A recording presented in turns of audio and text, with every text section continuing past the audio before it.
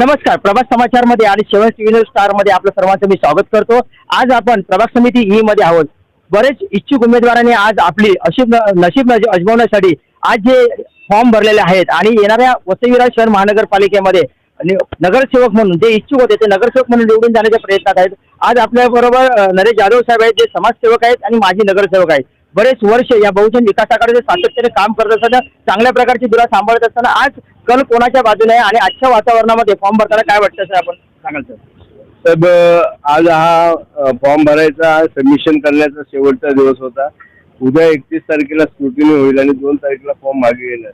आमचे लोकनेते आमदार हितेंद्र बहुजन विकास आघाडीचे सर्व आणि सर्व कार्यकर्त्यांना जे इच्छुक होते त्या सर्वांना फॉर्म दिलेले आहेत। आज त्यांचे फॉर्म संपूर्ण याच्यामध्ये गेलेले आहेत, सबमिशन झालेले आहेत। त्याला मिळणारे पाण्याचे रोड, रस्ते, गटारे, वीज या संपूर्ण तरतुदी मानवी सुविधा ज्या आहेत त्या आपण केलेल्या आहेत आणि कामाच्या जोरावर निश्चित स्वरूपामध्ये आम्ही निवडून येऊ आणि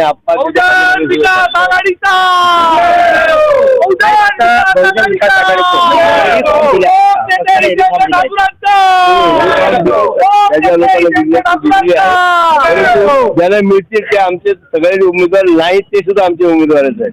उमेदवार आहेत, पण नक्की तुम्हाला माहिती आहे की अशा टायमाला काही लोक जे प्रमुख दावेदार असतात आणि त्याला दावेदार असतात किंवा नसतात, बहुजन विकास आघाडीचा झेंडा आम्ही महापालिकेवरती धरतो। तर अजून एक प्रश्न तुम्हाला आहे, बोला। तुमचेच मित्र होते तेच विरुद्ध पार्टीमध्ये गेलेले आहेत आणि आज तुमच्या विरुद्ध प्रचार करणार आहे, त्यावेळेस तुम्हाला कसं वाटेल? त्यावेळेला मतदार ज्यांना मतदारांनी निवडून दिलेलं आहे ते मतदार त्यांचा विचार करतील। आम्ही गेले म्हणून आम्ही नाराज नाही किंवा त्यांच्या विरुद्ध आमचा कुठल्याही प्रकारचा वाईट अपशब्द असणार नाहीये।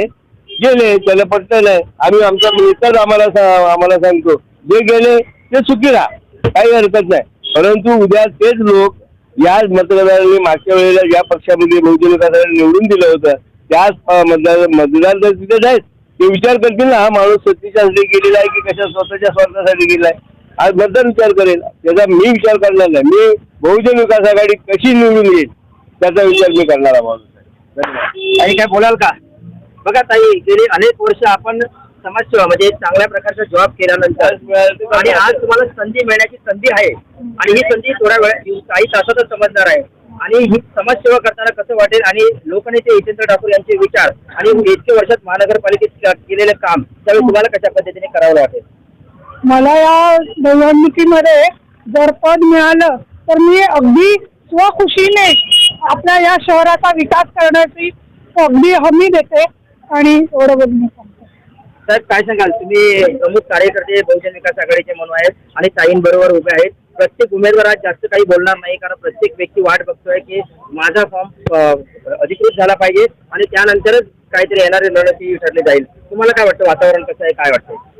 वातावरण माहोल अजून असं झालेलं आहे की पिवळमय झालेलं आहे वातावरण आणि या पिवळमय वातावरण खरंच नक्की परत वसई तालुक्यात पुन्हा एकदा इतिहास घडवणार आहे आणि नक्कीच आमचा उमेदवार निवडून येणार। आम्ही जिद्दीने काम करायला तयार आहोत आणि आमचे जेवढे पण उमेदवार आहेत त्यांना आम्ही जिंकून दिल्याशिवाय राहणार नाही, एवढं आम्ही